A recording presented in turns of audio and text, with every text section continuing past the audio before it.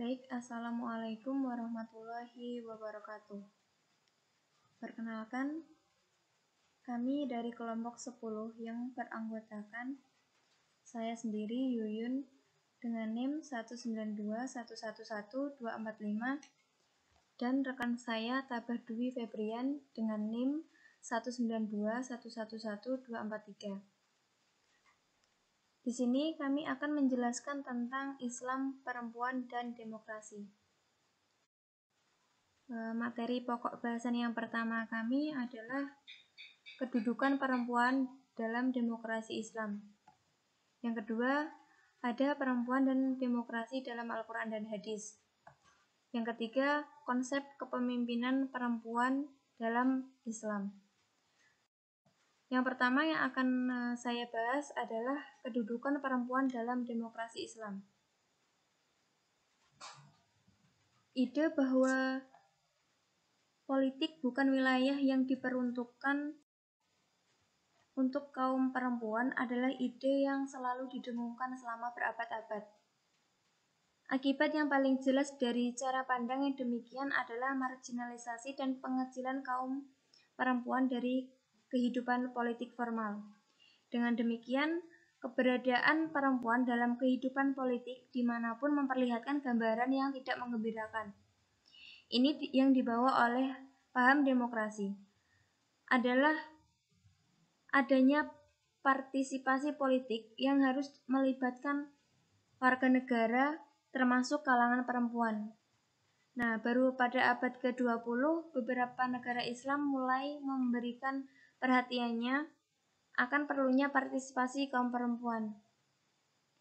Harus diakui, dengan demikian Quraisyah menyatakan ada sementara ulama yang menjadikan firman Allah Al-Quran surat An-Nisa ayat 34 yang artinya laki-laki adalah pemimpin perempuan. Ini sebagai dasar pijakan syariah Islam untuk membedakan perlakuan antara warga negara laki-laki dan perempuan. Selanjutnya ada batasan-batasan yang diberikan Islam terhadap kaum perempuan. Meskipun perempuan muslimat berhak memegangi pendapat apapun yang dianggap ada dalam ajaran Islam, namun pembatasan syariah atas hak mereka untuk tampil dan berbicara di depan umum dan bergabung dengan kaum muslimin laki-laki untuk mendukung pandangan-pandangan mereka telah menimbulkan sejumlah batasan atas hak-hak politik dan kaum sipil perempuan. Nah, batasan-batasan itu antara lain sebagai berikut. Yang pertama ada hak perempuan untuk berpartisipasi dalam kehidupan publik. Dalam perspektif gender yang diusung oleh kalangan feminis terhadap adagium yang menyatakan bahwa perempuan harus dilibatkan dalam kedudukan yang sejajar dengan laki-laki di seluruh bidang. Di seluruh bidang pembangunan termasuk dalam bidang politik. Dengan dilibatkannya perempuan dalam bidang politik, maka dalam pengambilan kebijakan senantiasa menghadirkan sensitivitas gender, sehingga praktek-praktek diskriminasi terhadap kaum perempuan, baik yang bersifat struktural maupun kultural, dapat ditiadakan. Nah, kaum feminis menganggap bahwa pembangunan selama ini jauh dari nilai-nilai keadilan. Perempuan senantiasa diposisikan secara subordinat, sementara laki-laki berada pada posisi dominan. Nah, selanjutnya, kalangan feminis mengambil contoh tentang rendahnya keterwakilan perempuan dalam lembaga politik formal. Mereka menganggap bahwa selama ini kurangnya keterlibatan perempuan dalam lembaga politik formal yang notabene-nya akan mengambil keputusan publik sedikit tidaknya telah berdampak pada kebijakan yang sensitif atau yang tidak sensitif gender. Yang kedua, ada mazhab Hanafi yang melarang perempuan memegang jabatan hakim. Ketentuan ini berlaku di semua jenis kasus, baik yang berkenaan dengan sengketa harta, kisos, ataupun had atau kasus-kasus lainnya. Sementara mazhab Hanafi mengizinkan mereka menjadi hakim dalam kasus perdata. Alasan Hanafi mengizinkan perempuan menduduki jabatan hakim didasarkan pada ketentuan lain terhadap perempuan, yaitu bahwa mereka diterima sebagai saksi yang sah dalam transaksi perdata dan perdagangan. Karena itu, mereka boleh bertindak sebagai hakim dalam kasus yang sama. Adanya perlakuan yang berbeda antara laki-laki dan perempuan dalam Islam, karena itu dengan sendirinya tidak sejalan dengan gagasan dasar demokrasi yang menempatkan warga negara pada kedudukan yang sama di hadapan negara. Dari sudut pandang yang demikian, maka bisa dikatakan bahwasanya Islam kompatibel dengan demokrasi. Berbeda dengan pendapat di atas adalah apa yang dinyatakan oleh Quraish Shihab. Ia menilai bahwasanya tidak tepat untuk menjadikan ayat Al-Quran Surat An-Nisa ayat 34 di atas sebagai dasar pembedaan hak politik antara laki-laki dan perempuan. Menurutnya, pendapat itu bukan saja tidak sejalan dengan ayat itu, tetapi tidak sejalan dengan makna sebenarnya yang diamanatkan oleh ayat tersebut. Ayat ini terutama berbicara mengenai kepemimpinan seorang suami dalam seluruh keluarganya dalam urusan rumah tangga. Kepemimpinan ini pun tidak mencabut hak-hak istri dalam banyak segi, seperti pemilikan harta pribadi dan hak pengelolaannya walaupun tanpa persetujuan suami. Pendapat para intelektual Muslim Indonesia tentang status wanita pada umumnya cenderung lebih progresif dalam konteks demokrasi daripada ketentuan dalam fikih, serta para intelektual Muslim di Indonesia dalam wacana tentang persamaan banyak para teorisi sosial yang menghubungkan persamaan dengan prinsip keadilan, serta mereka setuju bahwa keadilan mengimplikasikan persamaan dan sebaliknya. Persamaan mengimplikasikan keadilan sehingga sering dikatakan bahwa ketidaksamaan berarti kesewenang-wenangan dan ketidakadilan adil didefinisikan sebagai pelaku yang sama terhadap hal yang sama dan perlakuan yang tidak sama terhadap hal yang tidak sama. Yang ketiga, ada pendapat yang mengemukakan bahwa perempuan tidak bisa didudukan sebagai hakim atau kepala negara. Ini merupakan pendapat dari Imam Al-Ghazali. Menurutnya, bagaimana bisa seorang perempuan melaksanakan pemerintahan sedangkan dia sendiri tidak memiliki hak untuk memutuskan perkara yang besar dan tidak mampu memberi kesaksian dalam berbagai persoalan keputusan hukum. Pendapat yang sama dilontarkan juga oleh Al-Qasyandi.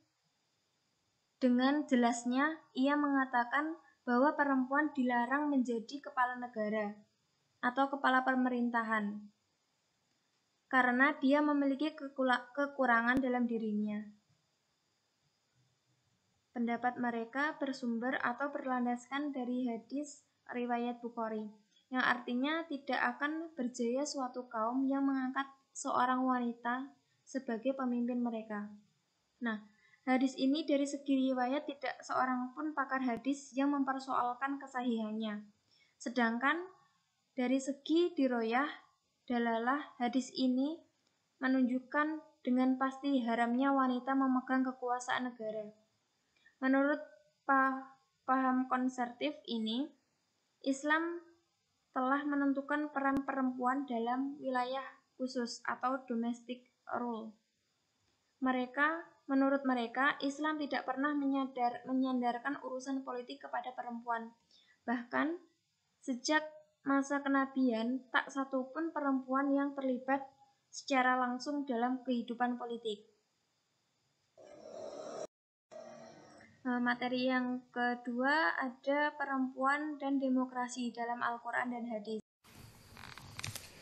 Selanjutnya saya akan menjelaskan materi yang kedua, yaitu mengenai perempuan dan demokrasi dalam Al-Quran dan hadis.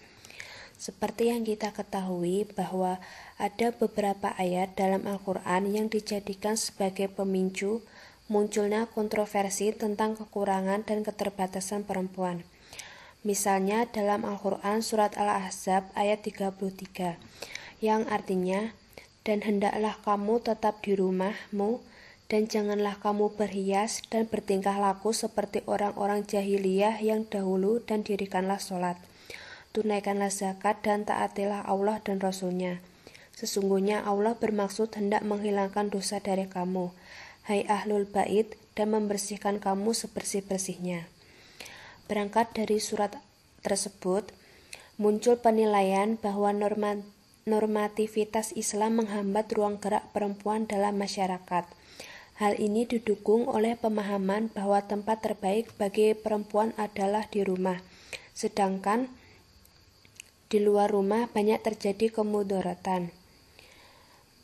Dari ayat tersebut juga muncul pandangan yang paling umum bahwa keluarnya perempuan di rumah untuk maksud tertentu dihukumi dengan subat, antara diperbolehkan dan tidak. Dari ayat tersebut dapat dipahami ada beberapa pandangan yang menghambat tentang keluarnya perempuan dari rumah, sehingga itu menghambat perempuan ikut berpartisipasi dalam demokrasi. Selanjutnya, contoh lainnya terdapat dalam hadis riwayat Bukhari nomor 4425 yang mengatakan bahwa tidak akan beruntung suatu kaum yang menyerahkan urusan mereka kepada seorang perempuan. Hadis ini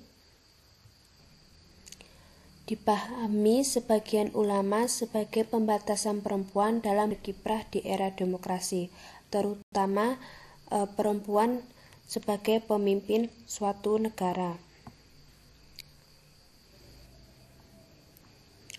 Walau terdapat beberapa ayat dan hadis yang menjadi kontroversi mengenai kiprah perempuan atau partisipasi perempuan dalam demokrasi, namun sebagian ulama menyimpulkan bahwa Islam membenarkan kaum perempuan aktif dalam berbagai kegiatan atau bekerja dalam bidang dalam atau di luar rumah, bersama orang lain atau lembaga pemerintah, selama pekerjaan tersebut dilakukan dalam suasana terhormat, sopan, serta mereka dapat memelihara agamanya dan dapat pula menghindari dari dampak-dampak negatif pekerjaan terhadap diri dan lingkungannya. Selanjutnya, pokok pembahasan yang ketiga yaitu mengenai konsep kepemimpinan perempuan dalam Islam. Di sini saya sedikit menjelaskan mengenai pro kontra perempuan menjadi pemimpin dalam Islam.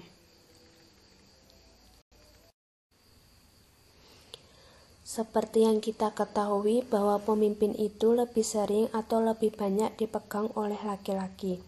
Sebagai contoh, di Indonesia sendiri, presiden-presiden sebelumnya 99% dipegang oleh kaum laki-laki, dan hanya satu periode yang dipegang oleh kaum perempuan. Hal itu menjadi pertanyaan tersendiri. Sebenarnya boleh nggak sih perempuan menjadi seorang pemimpin? Nah, mengenai wacana kepemimpinan perempuan ini menjadi polemik dan pro kontra di kalangan mufasir. Hal ini terjadi karena satu sisi ditemukan penafsiran ayat dan hadis secara tekstual mengutamakan laki-laki menjadi pemimpin, tetapi dalam Al-Quran dan hadis tidak ditemukan larangan perempuan menjadi pemimpin publik. Perbedaan penafsiran surat An-Nisa ayat 34 yang artinya kaum laki-laki adalah pemimpin bagi kaum wanita. Oleh karena Allah telah melebihkan sebagian mereka laki-laki atas sebagian yang lain wanita, dan mereka laki-laki telah menafkahkan sebagian dari harta mereka. Nah, ayat tersebut menjadi awal mula kontroversi kepemimpinan perempuan. Sebagian berpendapat bahwa kepemimpinan mutlak dipegang oleh laki-laki. Nah, pendapat tersebut didukung oleh ulama Syiah modern Tabatabai yang berpendapat bahwa laki-laki memiliki kelebihan intelektual dibandingkan perempuan, yang karena kelebihan itu laki-laki lebih tabah dan tahan dalam menghadapi tantangan dan kesulitan hidup. Nah, hal itu menjadi pendapat bahwa kepemimpinan mutlak dipegang oleh kaum laki-laki. Tetapi ulama lainnya berpendapat lain yang mengatakan bahwa perempuan boleh juga menjadi pemimpin dalam ranah publik. Ulama lainnya berpendapat bahwa kelebihan-kelebihan tersebut tidak dapat menjadi patokan menjadi seorang pemimpin, sehingga Quran surat An-Nisa ayat 34 ini harus dipahami sebagai anjuran dan bukan keharusan bahwa kepemimpinan politik wajib berada di tangan laki-laki. Secara tekstual kurang tepat, keduanya dijadikan sebagai dalil yang melarang perempuan tampil menjadi pemimpin politik. Sebenarnya dalam ajaran Islam sendiri, antara perempuan dan laki-laki dipandang sama sebagai makhluk hamba Allah. Keduanya mendapatkan kesamaan perintah untuk beriman, beribadah, serta menegakkan nilai-nilai kebenaran, berbuat baik kepada sesama, dan perintah lainnya. Nah, berkaitan dengan kepemimpinan perempuan, menarik untuk melihat kembali keberhasilan pemimpin perempuan di masa yang lalu. Sebagai contoh adalah Ratu Balqis di Saba yang kejayaannya mampu membuat Nabi Sulaiman merasa perlu untuk menaklukkan Ratu Balqis dan bala tentaranya. Di masa Rasulullah pun tidak sedikit para sahabat perempuan ikut berpartisipasi dalam peran-peran politik yang cukup penting. Misalnya mereka tidak ketinggalan ikut baiat bersama mitranya laki-laki di hadapan Rasulullah Shallallahu Alaihi Wasallam. Mereka juga ikut berhijrah ke Madinah dalam rangka mencari suaka politik bersama-sama, ikut membentuk komunitas persahabatan yang menciptakan persaudaraan antara kelompok muhajirin dan ansor. Nah, kenyataan sejarah sendiri menunjukkan bahwa banyak kaum perempuan yang terlibat dalam soal politik. Nah, jadi pada intinya hak berpolitik adalah hak untuk berpendapat, hak untuk menjadi anggota lembaga perwakilan. Keterlibatan perempuan dalam politik bukan untuk menjatuhkan atau merebut kekuasaan laki-laki, apalagi menggeser lahan laki-laki, melainkan dimaksudkan agar perempuan benar-benar sebagai mitra laki-laki secara bersama-sama. Politik perempuan terkait dengan hak asasi manusia secara umum. Hak asasi dimiliki tanpa membedakan berdasarkan suku, etnis, ras, budaya, jenis kelamin, bahkan agama. Terima kasih kepada teman-teman yang telah mendengarkan dan melihat video penjelasan kami. Kurang dan lebihnya kami dari kelompok 10 mohon maaf. Wassalamualaikum warahmatullahi wabarakatuh.